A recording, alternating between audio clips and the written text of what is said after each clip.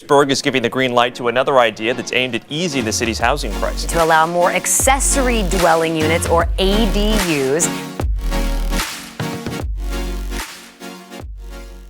As more and more people continue to move to St. Petersburg, Florida, the city is coming up with creative ways to create additional housing. One of these ways is ADUs, or additional dwelling units.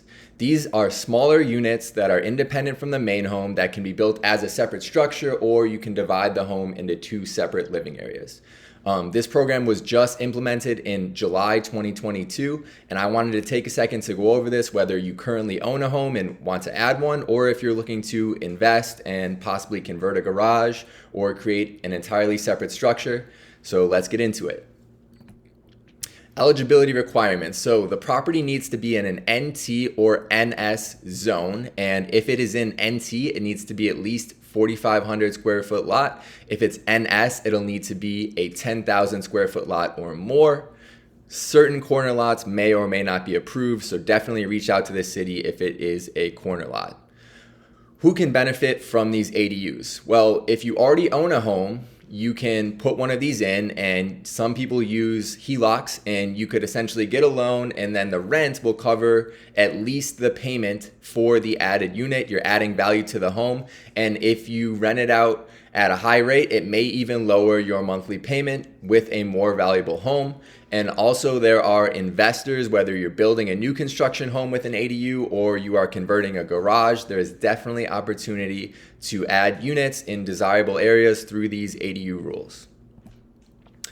The design and construction guidelines for these ADUs. Okay, so you need to have 800 square feet at most, or 67% of the existing home. It needs to be in compliance with the local building codes, and they must have a bathroom and kitchen. Here's an example. If you had an 1,000 square foot main home, the ADU would be a maximum of 670 square feet, or 67% of the main home. Processes for permits. So you can just apply through the city's e-plan permit system. You'll need detailed plans, including a survey and energy calculations. The city is encouraging these ADUs, so there's actually only a 3 to 5 day turnaround when you submit your plans to the city's response. Additional rules to consider: you do not have to be an owner-occupant. Pinellas County's ADU rules state that you have to be an owner-occupant to put one in. St. Pete allows investors to put these in, so big advantage for investors. You can have separate utilities, and you must comply to all HOA rules if the neighborhood does have an HOA. How can you create an ADU? So there's 3 ways. The first one, most expensive but adds the most value, you can create a separate structure so it's not attached to the home, as we noted, around 800 square feet.